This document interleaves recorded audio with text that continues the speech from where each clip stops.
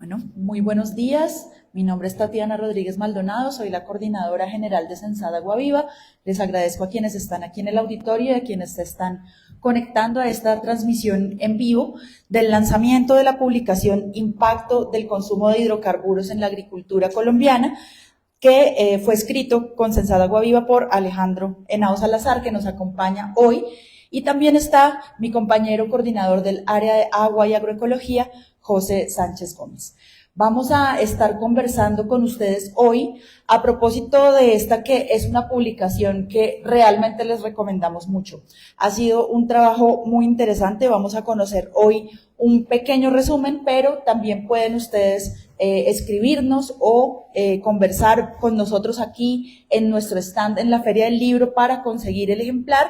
También lo van a poder consultar a partir de hoy en nuestra página web www.sensat.org, y realmente consideramos que es una herramienta muy importante para discusiones que nos atañen en nuestra actualidad como sociedad, sobre un debate que se ha puesto de moda, pero que en realidad tiene pocos argumentos o argumentos muy simplistas detrás, que es el de la transición energética, que además está muy centrado en los intereses corporativos y no en pensar transformaciones reales. Este libro es digamos, un aporte a un debate en donde nosotros hemos insistido en que hay que pensar de manera concreta temas, sectores, en donde los hidrocarburos, en donde los fósiles, en donde la energía se usa prioritariamente, y cómo eso se puede transformar. ¿Cuáles son los destinos de las fuentes energéticas? No solamente cómo vamos a cambiar de fuente, cómo vamos a conectar ahora en otro lugar las cosas, pero no vamos entonces a cambiar nada de fondo. ¿Qué significa entonces eso? Que no vamos en realidad a hacer ninguna transición hacia ningún lugar. Y justamente el tema de la agricultura es central al respecto, porque ya veremos algunos datos, pero la forma en la que comemos, la forma en la que cultivamos nuestros alimentos tiene mucho que ver en la energía que consumimos. Y de eso, pues entonces la idea es que Alejandro nos cuente un poco y que luego también José pueda complementarnos con una mirada desde la agroecología, desde esas alternativas, como sociedad, no solo como individuos, porque ese es otro de los asuntos que pasa, y es que pareciera que entonces la transformación está en las decisiones que como personas tomamos, y no en la forma en la que como sociedad estamos organizados, en la forma en la que tomamos las decisiones y cómo entonces vivimos de una manera particular. Alejandro, entonces, pues muchas gracias por acompañarnos y venir aquí hasta Bogotá. Alejandro viene de Medellín para acompañarnos hoy y contarnos un poco sobre cómo hiciste esta investigación, cómo se consiguen todos estos datos. Es una investigación muy bien, digamos, documentada, muy bien sustentada, que requirió mucho trabajo de muchas fuentes, de mucha búsqueda, datos que no siempre están actualizados y que no es fácil, ¿no?, mantener al día, pero que nos dicen muchísimo sobre cuál es nuestra situación actual, qué es lo que pasa, pero además cómo pudiéramos entonces cambiarlo.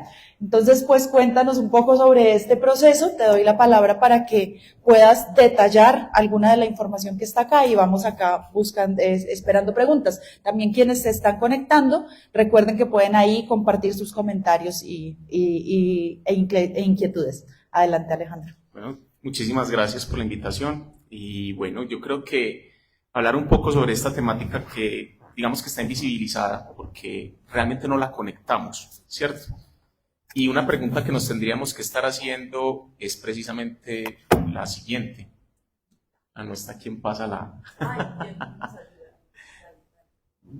Bueno, la pregunta es básica. ¿Qué relación creen ustedes que hay entre la comida, entre la gasolina, entre los plaguicidas y los fertilizantes, por ejemplo? Yo no diría que la relación no existe, o que existe más como una cadena primaria. Necesitamos fertilizantes, necesitamos plaguicidas para la agricultura, para que nos generen alimentos. Pero la realidad es que no conectamos el tema de que la energía en el planeta es principalmente dada por fuentes fósiles, de energía fósil. Estamos hablando de hidrocarburos como el carbón, como los combustibles, o como por ejemplo el gas natural, y que eso no solamente está en la matriz de la agricultura, está prácticamente en todo lo que nosotros estamos en el día a día. La ropa que ustedes están vistiendo el día de hoy viene de hidrocarburos. El tema, por ejemplo, de la energía que estamos consumiendo para poder encender todo esto, si bien viene de parte hídrica, en Colombia que somos privilegiados en ese aspecto, en la gran mayoría del planeta viene de hidrocarburos. Y muchas de las interacciones que nosotros estamos teniendo tienen como matriz principal los hidrocarburos. Entonces es una realidad que el libro muestra un poco. Ustedes ven, por ejemplo, esta gráfica lo que nos está mostrando básicamente es los alimentos y la energía. Ahorita hablaremos un poco, como dice Tatiana, de dónde salen los datos de Colombia y cómo se buscan esa parte estadística. Pero sí quiero hacer un énfasis importante y es que nosotros podríamos tener una muy buena estadística en el país, porque la estadística nos podría permitir una buena toma de decisiones y podríamos estar tomando decisiones técnicas en esos ámbitos políticos si tuviéramos buenos datos. Y eso es una cosa que se ha acabado desde los años 90, porque después de los años 90, con la entrada del neoliberalismo, básicamente lo que nos vendieron era que lo privado era más eficiente que lo público y que había que acabar con lo público. Y en ese sentido, toda la institucionalidad, por ejemplo, agraria, no solamente en Colombia, sino en el mundo, fue básicamente desmembrada. Se quitaron un montón de instituciones públicas que prestaban un servicio importante. Aquí había un servicio de estadística muy importante en Colombia y que ahora digamos que es muy incipiente. Y aún así, con los datos que tenemos, podemos lograr cosas interesantes. De ahí, por ejemplo, la importancia de los censos agropecuarios. Mucha de la información que está aquí viene de la ENA, que es la Encuesta Nacional Agropecuaria que hace el DANE, que viene también datos del Censo Nacional Agropecuario, que el último fue en el año 2014. Y antes del 2014 llevábamos casi 29 años sin censo agropecuario. Imagínense en eso, para la toma de decisiones cuando usted no tiene datos. Entonces, ¿qué tenemos como tomas de decisiones? Pues básicamente el político que llega cada 4 años, hace lo que quiere hacer, favorece los intereses y los amigos que quiere favorecer, pero no tiene una estructuración frente a qué se tiene que hacer en el tiempo. Y eso es lo que tenemos que empezar a entender como sociedad y empezar a cambiar. Entonces ustedes ven esta gráfica, que es una gráfica que parece un electrocardiograma, pero dentro de esa gráfica lo que nosotros vamos a notar es que estos son los alimentos desde el año 1999, la producción global de alimentos, hasta el año 2023, y la producción de energía. Ojo, nosotros digamos que psicológicamente asociamos cuando nos dicen energía al eléctrico, porque es lo que más cerca tenemos. Pero la realidad es que la energía de la que estamos hablando en el planeta, en su gran proporción, es de fuentes de hidrocarburos. Estamos hablando de petróleo, de gas y de carbón coque, ¿cierto?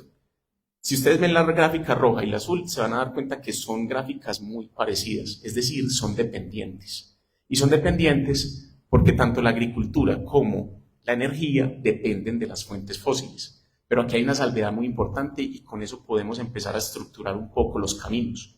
Resulta que el 75% de la gráfica de alimentación que ustedes están viendo ahí es de productos ultraprocesados. El otro 25% correspondería a lo que nosotros comemos en Colombia normalmente, que es la canasta básica familiar. Entonces, ¿qué nos está diciendo esto? Esa gráfica nos está mandando un mensaje potente. Nos está diciendo que si nosotros como consumidores, si nosotros como país privilegiamos la producción campesina y privilegiamos la canasta básica familiar, esta cifra o ese pico, esos picos pueden disminuir en nuestro país. Mientras que si vamos a favorecer el tema de los ultraprocesados, pues básicamente vamos a tener una dependencia totalmente fuerte del tema de los hidrocarburos. Entonces, ¿quieren ser ecológicos? ¿Quieren aportar a todo este esquema? Cambiemos los consumos. Entre menos ultraprocesados tengamos en la dieta, ustedes ya están haciendo un cambio significativo allí.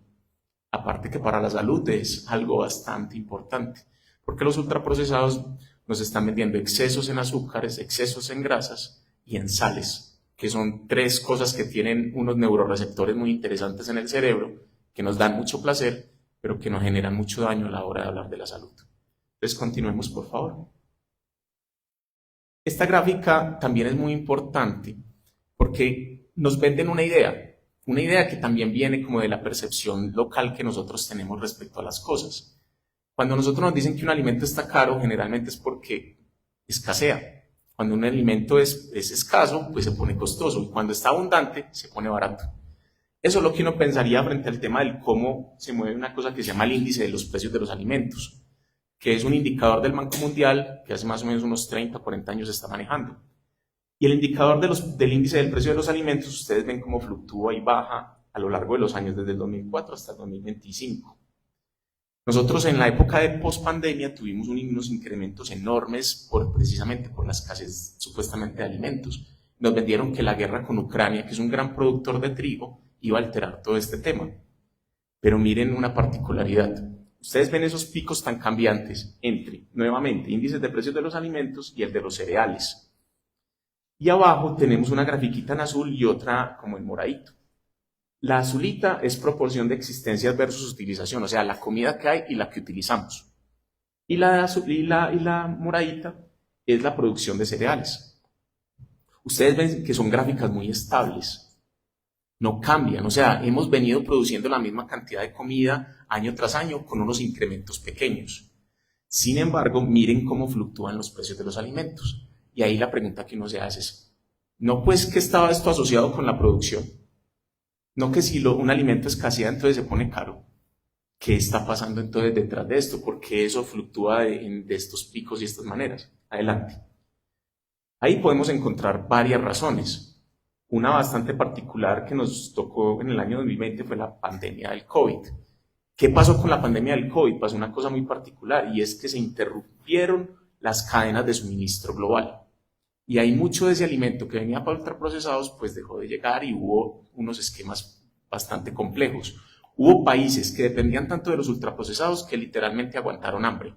¿Qué pasó con Colombia? Aquí escuchamos que la gente aguantara hambre significativamente o no. Veíamos las banderas rojas de muchas personas, pero en términos generales como país, ¿qué nos pasó? No. ¿Y sabemos por qué? Porque no dependemos del suministro internacional de alimentos todavía, afortunadamente. Y eso se debe a 10 millones de campesinos y de campesinas, que es nuestro potencial más enorme que tenemos en Colombia. Si ustedes miran la población campesina en Estados Unidos, no pasa del 1 o del 2%. En Colombia es casi el 20%. ¿Cuánto?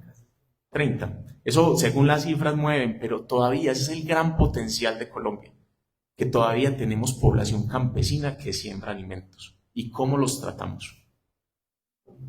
Pero nosotros salimos de la pandemia no gracias a los gobernantes, salimos a la pandemia gracias a ese esfuerzo de campesinos y de campesinas que mantuvieron a Colombia a flote. Y frente a ese tema de cadenas de suministro, es un tema muy interesante que ahorita vamos a profundizar, la crisis climática. Nosotros estamos degradando los suelos del planeta con esa agricultura que se está haciendo de gran uso de insumos químicos, plaguicidas y fertilizantes. Los fertilizantes uno quién creería, pero resulta que salinizan los suelos, se tiran la materia orgánica, acaban y básicamente desertifican.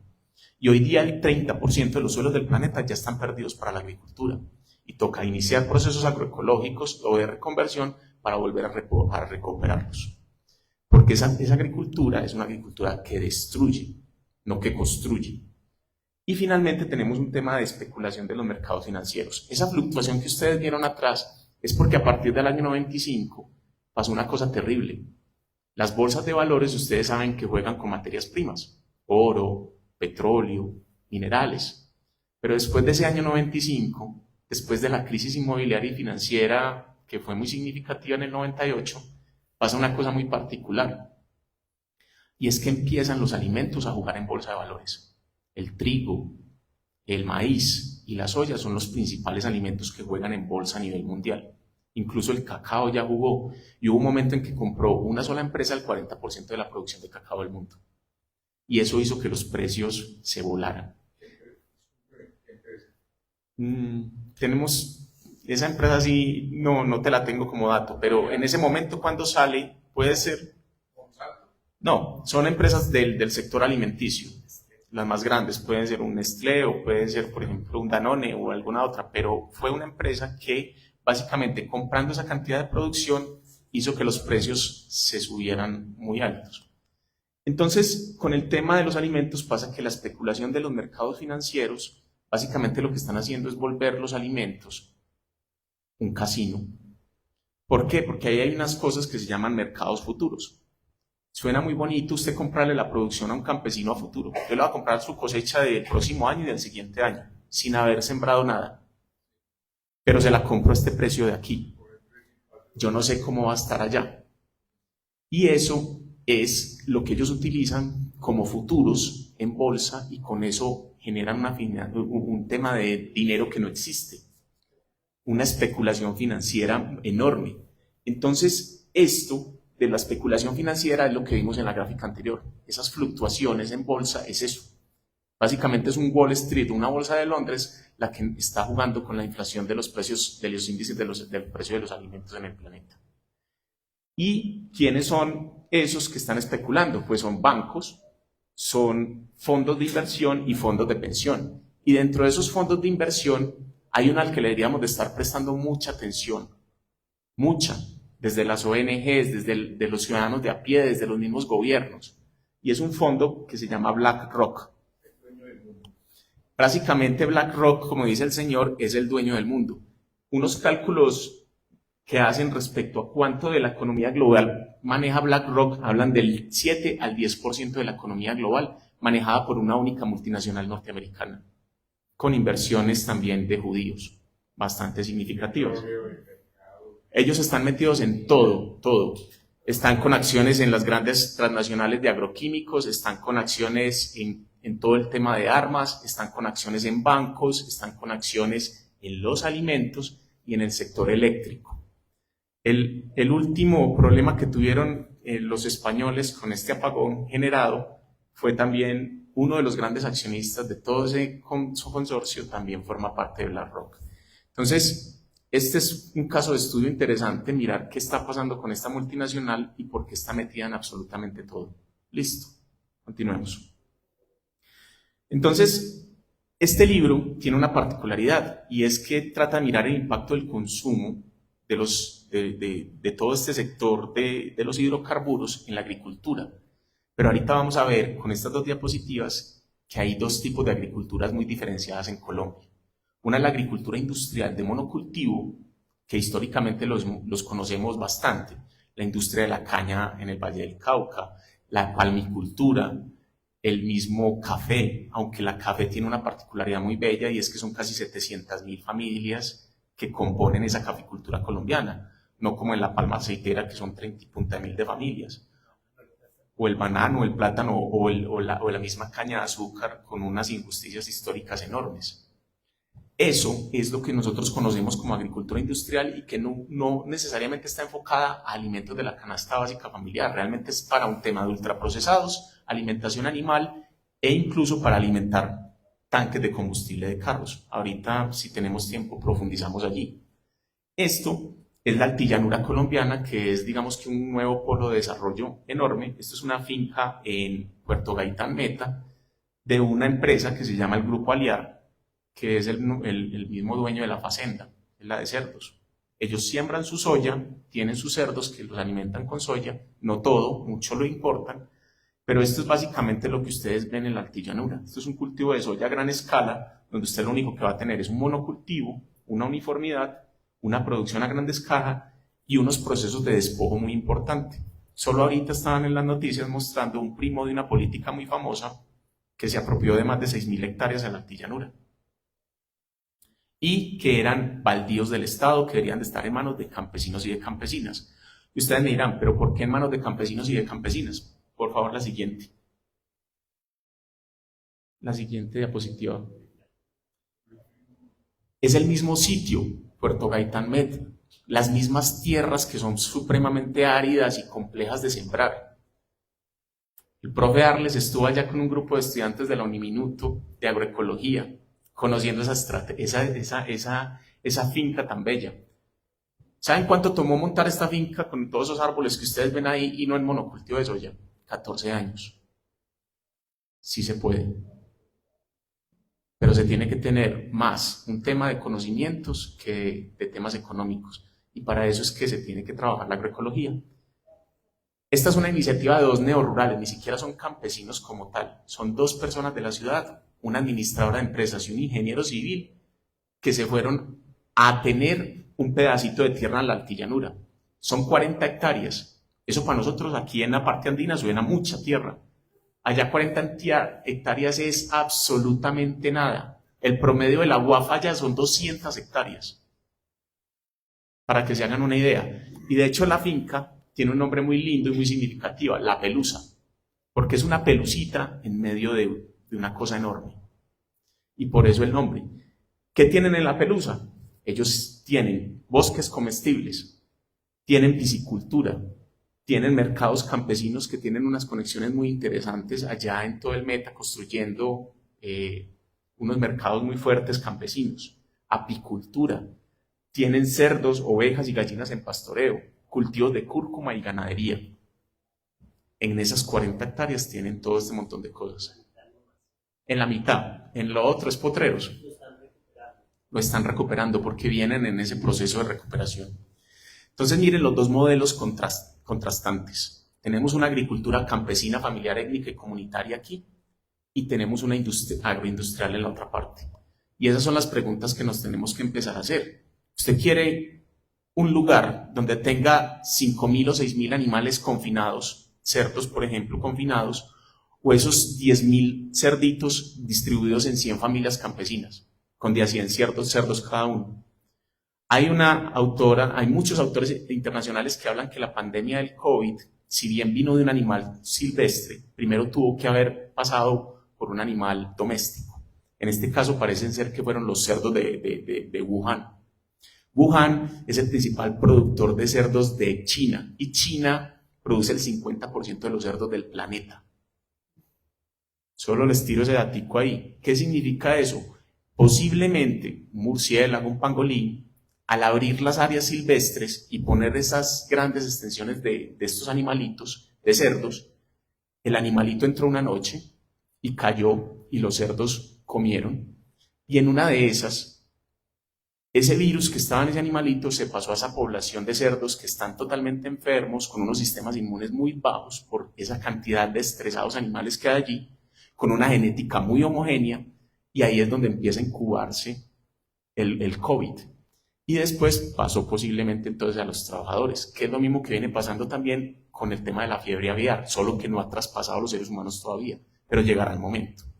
Entonces, esas grandes producciones de animales, donde tienen que estar metiéndole antibióticos, animales que no ven ni el sol, son animales totalmente estresados, totalmente enfermos y que pueden generar pandemias, y ya no lo demostró esto. Entonces, son dos modelos contrastantes que tendríamos que empezar a mirar. Adelante. Listo, 5 minutos. Voy muy rápido entonces. Esta es la matriz global de lo que nosotros estamos utilizando como hidrocarburos en el planeta. Si ustedes ven, las 3 bolas más grandes son carbón, gas natural y petróleo. En el año 2023, en la energía de todo el planeta, mira, ahí está la eléctrica, está la de biomasa, la nuclear y las renovables. Pero las 3 más grandotas siguen siendo hidrocarburos. Cuando lo miramos desde el punto de vista ya de porcentajes, 81% de la energía que utilizamos como especie en el planeta viene de esas 3 fuentes, hidrocarburos. Y en una proyección que se tiene para el año 2040, incentivando todo el tema de las energías renovables, vamos a llegar al 74% de la dependencia de hidrocarburos. O sea que solamente vamos a lograr bajar esas cifras en un 7%. La dependencia de los hidrocarburos es muy grande por el mismo modelo insostenible que tenemos como sociedad. Y si ese modelo no cambia, pues vamos a continuar bajo estos esquemas. Adelante. Vamos entonces a Colombia y miremos un poco qué está pasando con el tema de los hidrocarburos en Colombia. Adelante. Esa misma gráfica de arriba, pero ya para Colombia. En Colombia tenemos una dependencia del 75% de fuentes de hidrocarburos para todo el tema energético nacional. Estamos como en el año 2040 de lo que quiere el mundo, ya en Colombia. Un 75% de dependencia del petróleo, ¿cierto? Para ir bajando. Y a menos que aparezca una tecnología innovadora que cambie las reglas del juego, vamos a continuar bajo la matriz de hidrocarburos, que es una de las cosas que también está pasando hoy día. Nos están vendiendo la idea de que sí, que el petróleo no o que el carbón no, pero lo están deslocalizando principalmente a las fuentes de gas natural. Y desde allí nos están hablando de producción de nitrógeno y nos están hablando, por ejemplo, de producción de amoníaco para generar energías. No están cambiando el problema, solo lo están desembocando hacia otra parte. Adelante. La próxima, porfa. Sigamos. No voy a parar aquí porque es muy corto. Una de las cosas bonitas de la agricultura colombiana y del potencial que también tenemos es que no dependemos tanto todavía desde esa agricultura tradicional campesina de los hidrocarburos. Ustedes ven que la principal fuente de energía para el sector agropecuario en Colombia sigue siendo la leña, casi en un 70% de toda la energía que utiliza para la producción. El campo colombiano viene posiblemente de este tema de la leña y eso nos puede permitir una transición muchísimo más rápido sin tener que pasar por los hidrocarburos. Eso puede ser una potencialidad. Adelante.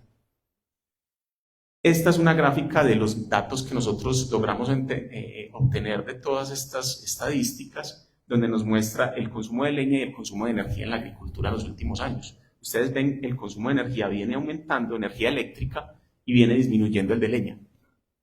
Va a llegar más o menos un punto en el año 2030-2035 donde se van a equiparar la energía eléctrica y la del carbón. Y tenemos que cortar por aquí. Solo déjeme mostrarle una última diapositiva y ya pasamos entonces a la conversación. Adelante. Adelante. No, que se cruza. Se cruzan las dos líneas. Se cruzan en ese punto, sí. Va a haber un momento en el que las dos líneas se van a... Es correcto. No es que la energía eléctrica reemplace al carbón, sino que se van a cruzar y van a ser iguales, ¿cierto? Qué pena si fue mal. Devolvámonos entonces a la otro momentico y les muestro esto. Esto también uno lo puede ver como positivo o como negativo. Resulta que cuando uno mira la encuesta nacional agropecuaria, nos dice que hay más o menos unas 2 millones de fincas en Colombia. Fincas. Se llaman UPAs, Unidades Productivas Agropecuarias. Y de esas 2 millones, lastimosamente, el 95% de ellas no hacen ningún tipo de uso de los residuos vegetales o animales, ¿cierto? Las excretas de los animales o, por ejemplo, todo lo que sobra de la cosecha. Mientras que un 5% sí lo hace, que son casi 100.000 UPAs o fincas que sí hacen un beneficio de eso. De eso, básicamente, lo utilizan en el compostaje, casi el 85%, en suplementación animal, otro porcentaje, y en generación de energía otro porcentaje muy pequeñito. ¿A qué va todo esto? Que si nosotros tenemos ese potencial de utilizar estos residuos de cosecha, podríamos tener cosas muy interesantes. Lo podemos hacer desde la pereza y desde la parte activa. Vamos a ver la pereza, que es la que más me gusta. Adelante. Nosotros como Colombia somos un país biodiverso. Resulta que en el planeta hay más o menos unas 6.000 especies de cucarrones o de escarabajos estercoleros. Ustedes los han visto, es que aquí, mueve la pelotica. Él es muy lindo porque este animalito básicamente lo que hace es hacer su bolita, mete un huevito en la mitad, hace un huequito en la tierra y mete eso allá. Él es como un banquero, mete platica en la tierra y ahí pone el huevito y cuando nace el huevito come de todo ese poponcito y ya sale el cucarroncito ya con a seguir su proceso. Y usted ya ahí no está generando ese montón de gases de efecto invernadero que puede estar generando todo el tema, por ejemplo, de ganadería, sino que está generando suelos y está reteniendo ese carbono en los suelos. Esto es una cosa que deberíamos de tener en todos los procesos de ganadería en Colombia. Lastimosamente estamos aplicando tantos agroquímicos, especialmente plaguicidas, insecticidas, que acabamos con ellos. Y la ivermectina, que se utiliza como droga veterinaria dentro de todo este esquema, acaba con el mismo popó, ya ni siquiera es viable para los escarabajos porque tiene ese medicamento que los afecta. Resulta que aquí hay una ONG muy importante que viene trabajando con ganadería ecológica desde hace muchos años, que se llama el CIPAP, y ellos hicieron todo un estudio sobre escarabajos estercoleros en Colombia. Hay 6.000 especies en el mundo, Colombia tiene 400 especies de escarabajos estercoleros. Y ellos ya tienen todo un manual donde muestran cuáles son los escarabajos por zonas, que deberíamos de estar incentivando ponerlos allí. Pero de nada sirve que salga por allá un paisa negociante, venga, le vendo el escarabajo para que recupere su tierra, si usted va a seguir ahí echando ivermectina y echando plaguicida, porque usted no tiene los medios entonces para que el animal sobreviva. Ellos tienen unos ejemplos hermosos de ganadería sostenible, ganadería agroecológica, silvopastoril, que tiene unos resultados muy, muy interesantes. Adelante. La pelusa es ejemplo de eso. Exacto. Otro punto importantísimo, el tema de la maquinaria agrícola. Se nos habla mucho de que el campo hay que tecnificarlo, y está muy bien, yo estoy de acuerdo con eso.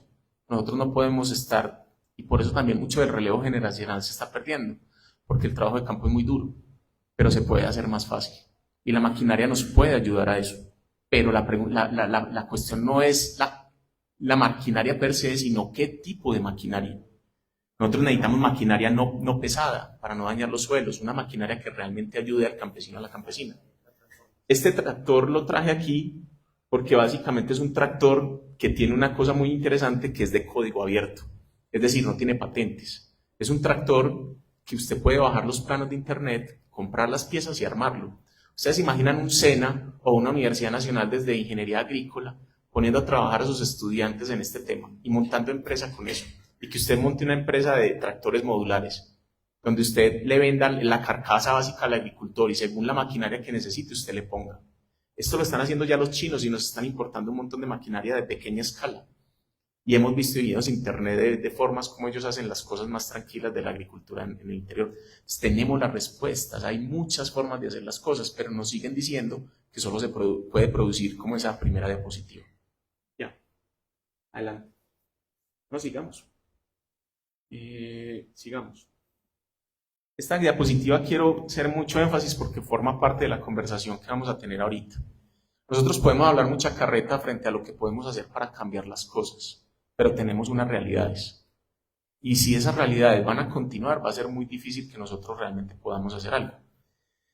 Resulta que esos campesinos y campesinas, esos 10 millones de campesinos que nos salvaron del hambre en la pandemia, según el Censo Nacional ya de población, nos dice que ocupan el 20% de las tierras agrícolas y ganaderas de Colombia.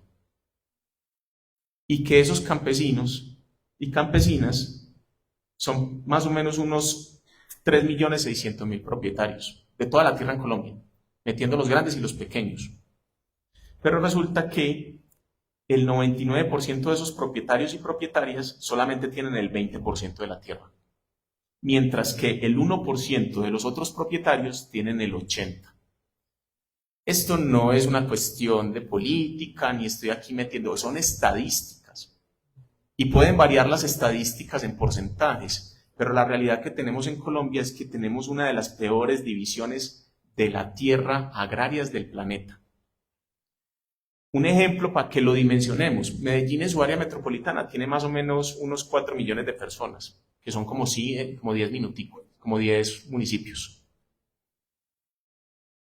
Eso es lo que hay en el área metropolitana.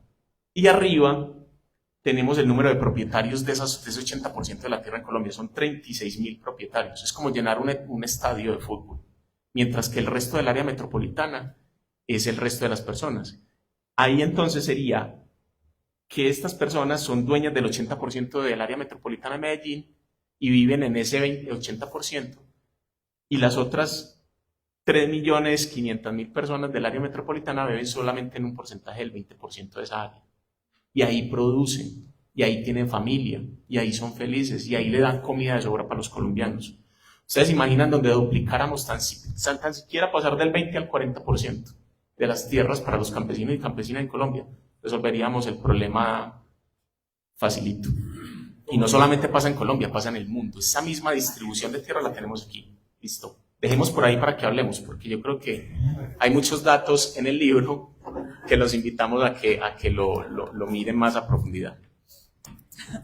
Muchas gracias y qué pena cortarte porque es un tema súper interesante y salen muchas preguntas y muchas anécdotas y recuerdos e ideas. Es además muy estimulante, que es muy bonito. Pero pues lamentablemente tenemos poco tiempo hoy. Queríamos que José nos complementara un poco con justamente estas alternativas y estas ideas desde la agroecología, que es como que en la mirada, digamos, del sentido común, pareciera como que es dejar que silvestremente salgan cositas, y pues no, bastante complejo, bastante mucho más interesante e importante, y queríamos como que nos contaras un poco el papel de la agroecología en este panorama. Bueno, no, pues primeramente saludarles este espacio y bueno, pues Alejo, muchísimas gracias, hermano, también pues como por la investigación, por los datos que se arrojan, precisamente por el análisis, porque siempre es muy importante poder entender la base de la problemática precisamente para poder pues plantear las alternativas y pues los mejores mecanismos de transición. Pues este tema de la tierra sí que ha sido bien político, ¿sí? Ha sido precisamente quién tiene la tierra en Colombia y en el mundo, pues pasa precisamente por políticas, ¿sí? ¿Y qué se hace en esa tierra? Pues pasa precisamente por también por esas políticas. Entonces, pues esto obedece básicamente pues a eso, y lo que digamos tú ayudas y contribuyes precisamente con toda esta investigación a demostrar es precisamente en manos de quién está la agricultura y cómo dependemos tan fuertemente. Ahora la pregunta es, pues entonces, ¿qué hacemos con semejante monstruo y con semejante problemática y con semejante unificación de tantas crisis? Pues las prácticas agroecológicas son claves precisamente desde las fincas, como lo mostrabas, en la diversificación, en los circuitos cortos de comercialización, ¿sí? En las coberturas, precisamente en conservar los suelos, en promover prácticas que finalmente en su conjunto pues nos van llevando precisamente a manejos, ¿sí? A manejos de los agroecosistemas, de los ecosistemas a nivel general, y una necesidad de reincorporarnos nuevamente en la naturaleza, pues como especie, ¿no? Pues y como actores en el ecosistema. Y los manejos comunitarios son claves precisamente ahí, ¿sí? En esa condensación de las prácticas y el manejo comunitario del agua y el manejo comunitario de las selvas y de los bosques contribuyen fuertemente en eso, y pues para que sea comunitario, pues los procesos que acompañamos pues deben fortalecer precisamente las redes entre las organizaciones, que también es un factor bastante que contribuye políticamente a la toma de decisiones, pues porque una organización fortalecida pues tiene la capacidad precisamente de poder incidir en las políticas pues en las cuales se mueve como sociedad, como comunidad. Esos lazos comunitarios es clave y fundamental, digamos, también poder en la agroecología poderlos concebir. Es una patica muy, muy importante también de la sustentabilidad precisamente de los sistemas productivos agropecuarios. Pero es clave y fundamental pues que las organizaciones también busquen precisamente y contribuyamos a que busquen equilibrar un poco ese tema de la tierra, ¿no? Pues de que se pueda acceder, es importante que haya acceso a tierras en condiciones favorables precisamente para que las comunidades puedan permanecer en condiciones de vida digna en sus propios territorios y puedan realizar el ordenamiento de sus territorios desde las mismas prácticas organizativas, que es clave precisamente para poder llevar a cabo todo esto en su conjunto hacia el diseño de las mejores políticas públicas que necesitan los territorios precisamente también para poder que sean las organizaciones y las mismas comunidades quienes puedan realizar y puedan desarrollar esas políticas públicas alrededor de la agroecología y qué se hace en esa tierra, y por eso es clave la reforma agraria ahorita hoy por hoy, ¿sí? Se hace a cuentagotas en este gobierno, digamos que quedó, digamos, muy escaso también en lograr avances al respecto, pero por lo menos se está iniciando, digamos que por lo menos, pero hay que continuar insistiendo precisamente en que las organizaciones puedan incidir en la reforma agraria y en poder acceder a tierras, porque es la agricultura campesina, familiar, étnica, comunitaria, las que finalmente van a terminar revirtiendo la balanza y pues por lo menos tendiendo a que haya un equilibrio. Entonces, insistir en que el acompañamiento y desde Sensat pues lo hacemos es al fortalecimiento de las organizaciones para la incorporación de prácticas en los manejos comunitarios y el ordenamiento territorial propio. Vale, pues quisiéramos saber si alguien en el público tiene alguna pregunta que le esté quemando y que quiera compartir hoy mismo. En todo caso, vamos a entregarles, por supuesto, el libro a quienes vinieron hoy a esta fría mañana bogotana y como les decimos, pues está disponible en nuestra página web o en nuestro stand aquí en el pabellón 8, en el primer piso de Corferias. O si hay alguna pregunta de pronto. Adelante. Me parece un tema supremamente importante, básico y Para que te escuchen en internet. Sí, primordial. Ya. Me parece un tema muy importante y primordial, básico y para la economía, para todo el país. ¿Ustedes están conectados, están trabajando de pronto con el Ministerio de Agricultura o con otro ministerio como para provocar esos cambios? Por ejemplo, la reforma agraria, que eso toca hacer si es algo crítico en este país. Claro que sí, yo creo que hay un tema importante y es, dentro de las alternativas o las llaves, yo pertenezco en este momento a una red muy bella, muy hermosa, del cual también el profe Arles está por aquí, que es la RENAF, la Red Nacional de Agricultura Familiar. Ese es un espacio de incidencia política con el gobierno nacional donde se está hablando de todo este tipo de cosas. Ahí se tiene una mesa, que es la mesa ampliada de agricultura campesina, familiar, étnica y comunitaria, donde se está logrando hacer política pública respecto a este tema.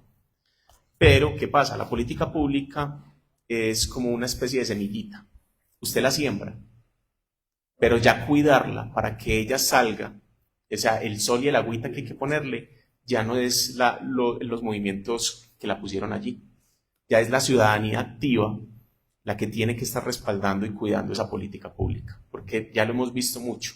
Hay muy buena política pública que viene desde los movimientos sociales, se queda en el papel, pero a la hora de aplicarla no pasa nada. Eso nos está pasando hoy día, por ejemplo, con una cosa maravillosa que nunca se había dado en Colombia, y es que tenemos ya por fin un Plan Nacional de Agroecología, pero no tiene plata. Entonces nos lo dejan inviabilizado, porque en este momento lo tenemos allí, pero no tiene recursos. Hoy día tenemos una política muy interesante frente a todo esto, y es el Programa Nacional de Bioinsumos. Tiene más o menos unos 30.000 millones de pesos. ¿Qué significa un programa de bioinsumos? Es que los mismos campesinos y campesinas hagan sus insumos en la finca, con las mismas cosas que hay en el sector, sin depender de los hidrocarburos. Capacitación, motivación. Correcto. Ahí tenemos entonces dentro de ese programa capacitación, pero también hay plata para montar como 3 líneas diferentes de biofábricas, unas biofábricas que son familiares, otras que son comunitarias y otras que son un poco más grandes, y hay unos recursos. Pero sigue siendo muy marginal el asunto. Colombia todavía no la apuesta realmente a una transición energética de soberanía energética, alimentaria y tecnológica. Esas son las 3 soberanías que nosotros como país deberíamos de estar incentivando desde dentro de cualquier plan departamental, municipal o nacional. Soberanía energética. Nosotros tenemos que cortar esa dependencia, por ejemplo, del diésel y de la gasolina. Tenemos otras alternativas energéticas, incluso con esos mismos combustibles. Están los... La utilización de los paneles solares en el campo, eso sería, hombre. Somos un país montañoso. El tema, por ejemplo, hídrico y tener, por ejemplo, pequeños aprovechamientos dentro de eso son maravillosos y que podríamos tener cosas muy interesantes, pero eso necesita potenciarlo desde lo económico para poder que surja. Sí, pues definitivamente el relacionamiento con la institucionalidad es importante precisamente para que las inversiones se hagan, pero todavía siguen siendo muy tímidas. Y sí es importante que sean las organizaciones quienes acompañen precisamente la implementación de esas políticas públicas, porque es desde las bases precisamente campesinas que se construye la política pública de agroecología, ¿sí? Entonces, es importante que esa participación se garantice. Hay una mesa técnica también nacional que se debe conformar, y en esa mesa técnica es importante que haya participación de las organizaciones de base campesina. Entonces, ese relacionamiento con la institucionalidad es importante, ¿sí? Y siempre va a depender de la voluntad política, ¿sí? Porque realmente es que ahorita se está hablando de agroecología, ¿sí? Desde la 464, que es de agricultura campesina, familiar y comunitaria, que luego tuvo su modificación en una nueva resolución que implementó lo étnico, y ahí la agroecología empieza a aparecer ya, digamos, como en el ámbito, digamos, en el ordenamiento, por lo menos, del Estado. Y ya la política pública de agroecología, con el Programa Nacional de Agroecología, el Programa Nacional de Bioinsumos, que viene con el Programa Nacional de Biofábricas, eso le apuesta... digamos que es importante para avanzar un poco en los temas de transición energética, ¿sí? Por lo menos en este tema que tiene que ver con la sustitución de bioinsumos. pero es muy importante sí de cómo se da y quién lo hace, esa formación, esa capacitación, entre comillas también, porque las escuelas campesinas agroecológicas que estamos desarrollando y fortaleciendo, por ejemplo, en el suroeste de Antioquia, pues demuestran eso precisamente, cómo las mismas organizaciones en sus propias formas, por medio de las promotorías campesinas agroecológicas, de campesina a campesino, también se pueda movilizar ese conocimiento y pues pueda haber finalmente en la práctica la realización precisamente de esto. Pero tiene que haber una integridad finalmente también para que las organizaciones sean la base fundamental de asegurar luego y legitimar precisamente la implementación de una política pública. Eso está por verse, ¿no? Pues porque, como dice Alejo, no tiene plata. Entonces toca... Y solamente una cosa pequeñita como para redondear y terminar ese punto importante, y es, nosotros tenemos organización importante campesina en Colombia, muy importante, pero lastimosamente también ha sido muy golpeada por la violencia. Ustedes ven las cifras de líderes sociales asesinados y ambientales en el territorio. Entonces, aquí hay unas realidades, y es que tenemos una potencia muy grande de parte de los que realmente cuidan este país, que son los campesinos y las campesinas, son 10 millones de personas, pero representativamente, cuando vamos a hablar ya de incidencia política nacional, los han aporreado históricamente, que también hay que tener en cuenta que dentro de los mismos movimientos campesinos hay muchas divergencias y hay muchas peleas internas que no han permitido también poder lograr cosas importantes. ¿A qué voy con esto?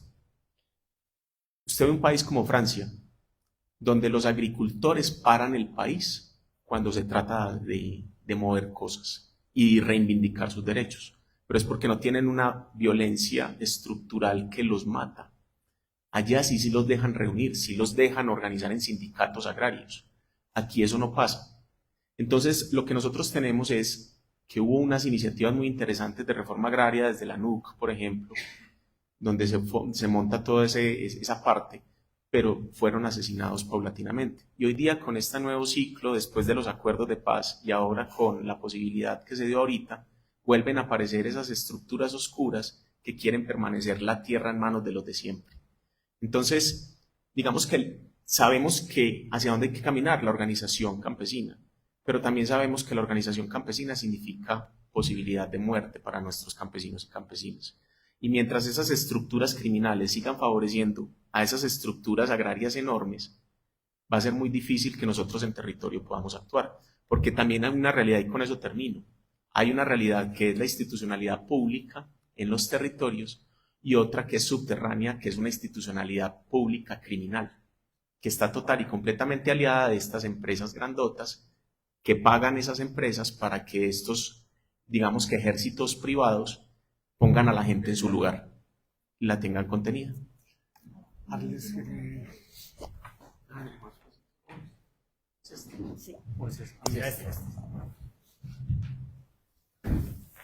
Muy buenos días.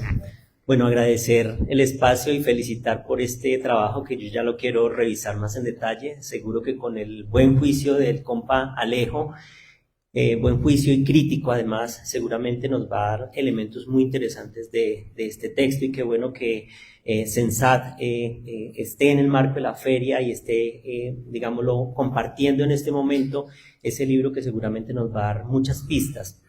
Quería resaltar que hay unas redes de trabajo muy en sintonía de lo que estaba planteando Alejandro y José, obviamente también allí, y es el trabajo juicioso en campo que ha venido haciendo el Movimiento Agroecológico para América Latina y el Caribe, capítulo Colombia, el MAELA, que su tema es agroecología ya en campo, territorio, lo que está haciendo la Red de Semillas Libres de Colombia, protección de semillas ligadas a procesos agroecológicos, agricultura familiar, lo que está haciendo la Red Nacional de Agricultura Familiar, que es el trabajo con productores de pequeña y mediana escala, agricultores familiares, donde la agroecología juega pues un rol muy importante en el marco de un ejercicio de incidencia como lo plantea José con la resolución 464 del 2017, que reconoce o que plantea los lineamientos estratégicos de política pública para lo que es la agricultura campesina, familiar, étnica y comunitaria, donde obviamente estos elementos tienen cabida.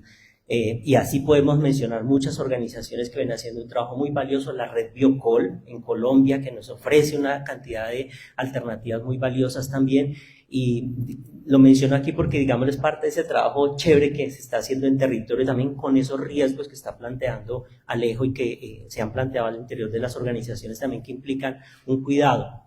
Y hay un elemento energético también allí que es importante tener en cuenta y que estos elementos, digámoslo, lo cruzan, y es la condición humana, los miedos, las angustias que se viven en el territorio, una condición, digámoslo, muy subjetiva que está permeando, que impide, que inactiva también, pero que también en medio de eso genera unos espacios y condiciones de resiliencia que también tenemos que ser capaces de revisar. Y a la luz de ese contexto quería preguntarle o proponerle a Alejo que nos cuente un poco así cuál debería ser ese rol que tenemos que desarrollar, primero como productores y productoras, campesinos, campesinas, indígenas, afro-raizales, palenqueros, productores, pescadores artesanales y demás. ¿Qué rol o qué función deberíamos desempeñar como organizaciones no gubernamentales, ONGs? ¿Qué nos corresponde como organizaciones sociales de base? ¿Y cuál debería ser el rol de la institucionalidad, explícitamente de la academia también, para que estos temas, digámoslo, puedan llegar con la información, con el contexto y la contundencia que deberían estar en territorio? Porque tenemos una realidad. Procesos que se desarrollan a nivel institucional, a nivel académico, procesos que se desarrollan desde las ONGs, pero que a veces la base no los logra comprender por diversidad de situaciones. ¿Qué deberíamos hacer allí? Gracias. Eso no es una pregunta, eso ya prácticamente es un desarrollo de una tesis inconclusa, como con 30 volúmenes. Pero, profe, muchas gracias primero por contarle a las personas que nos están escuchando hoy precisamente que existen esas organizaciones que están trabajando por esto desde hace mucho tiempo, que tienen gran cantidad de personas y que estamos intentando hacer muchas cosas en el territorio nacional, pero somos todavía una pelucita en medio de algo muy grande, ¿cierto? Porque estructuralmente Colombia está montada sobre unas bases gremiales muy importantes que todavía tienen mucha injerencia dentro de los ministerios, independiente de los gobiernos que estén, y que ellos siguen llevándose los recursos. Entonces es muy particular porque siempre dicen, trabajen vagos, pero resulta que una de las industrias más subvencionadas del país y que está en el libro es la industria azucarera. Pero ahí es donde entonces nosotros empezamos a mirar cosas como esto. Miren, a ustedes en cualquier otro espacio le van a decir que la agroecología no sirve para nada y que es un dogma, porque no produce lo suficiente para alimentar el país. Pero resulta que es que cuando nosotros miramos, la agroecología no es una alternativa, es una realidad en los territorios, porque es que la agroecología no se la inventaron en una universidad. La agroecología es la misma agricultura que se viene haciendo hace 14.000 años en el planeta y que solamente hace 70 años se industrializó de una manera fuerte bajo un paquete tecnológico. Pero ya la agricultura teníamos 14.000 años sembrando de unas maneras diferentes orgánicas. El Imperio Romano, los griegos, los mismos ingleses, todos sembraron grandes cantidades y sostuvieron más de 2.000 millones de personas en su momento. Hoy día la producción de alimentos que tenemos en el planeta da para alimentar casi 2 veces la población actual. Y sin embargo tenemos más de 800 o 900 millones de personas con hambre. Entonces el problema no es de producción, el problema es de distribución. Y vamos a eso. Usted puede tener mucha producción aquí en Bogotá y la puede ir a comprar donde Doña Pancha en el mercado o puede ir al de uno y allá va a encontrar producción, pero tiene la plata para comprarlo. Entonces el problema no es de la producción, es de la distribución y eso es una cosa que está pasando que no se está dando. Entonces, a lo que voy con todo esto es, por ejemplo, ustedes le van a decir siempre que es un tema productivo, que una agricultura campesina no puede producir lo que produce la agroempresa. Y eso es verdad, pero también hay que mirar por qué. ¿Qué hace la agroempresa con todo ese montón de soya, de maíz o de trigo que está sembrando? No lo está dedicando para la alimentación humana. Se lo está llevando, por ejemplo, para consumos exclusivos como el de la carne. O se lo está llevando para el tema de los agrocombustibles. O se lo está llevando para el tema industrial con plásticos, por ejemplo. Bioplásticos que le llaman.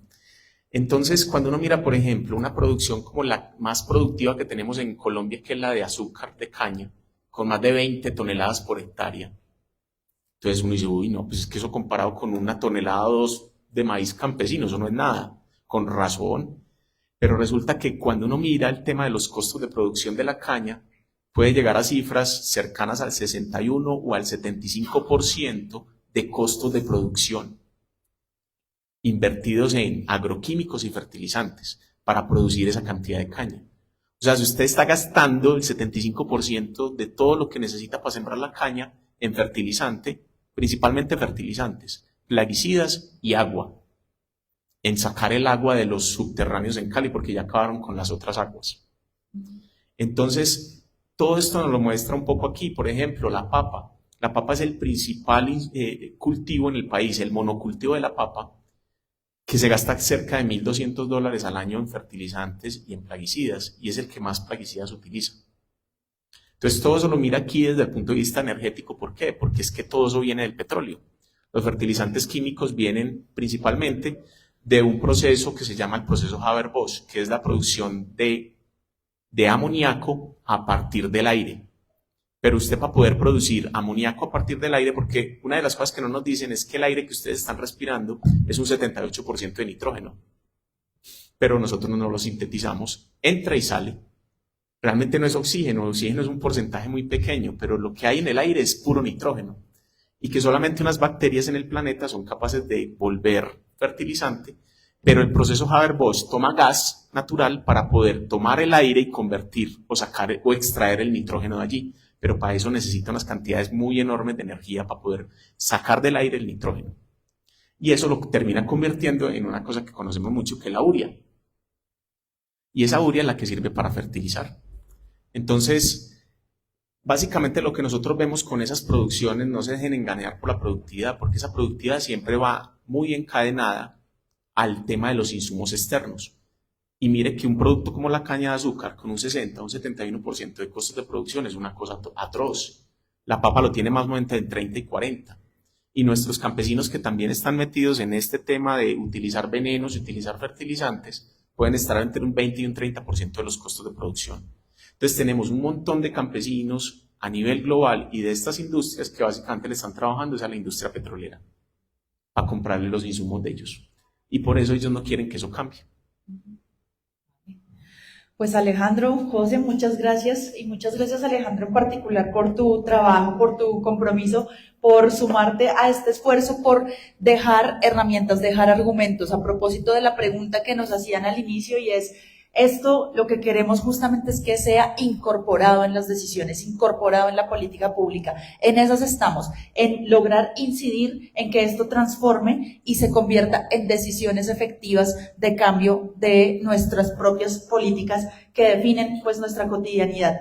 Se trata de esfuerzos combinados, de esfuerzos que tienen que movilizar conocimientos diversos, reconocer la importancia de esos conocimientos, por eso el énfasis en lo organizativo, en lo comunitario, en las bases, pero que definitivamente implican cosas más de fondo, implican un esfuerzo social mucho más grande, no individual, no segmentado, sino una transformación como sociedad. Nosotros estamos trabajando en la gestión comunitaria de las aguas, de los territorios, de los bosques, de las selvas, de la energía, entendido como un todo, como un tema que tiene que ser abordado integralmente y para el que en realidad pues las alternativas están muchas veces ahí. No son cosas nuevas, no son cosas que nadie se está inventando, son cosas que han sido, por el contrario, aplastadas, desconocidas, estigmatizadas, prácticas que son milenarias y que en realidad el capitalismo nos ha querido mostrar que solo hay una forma de vida y lo que hace es uniformar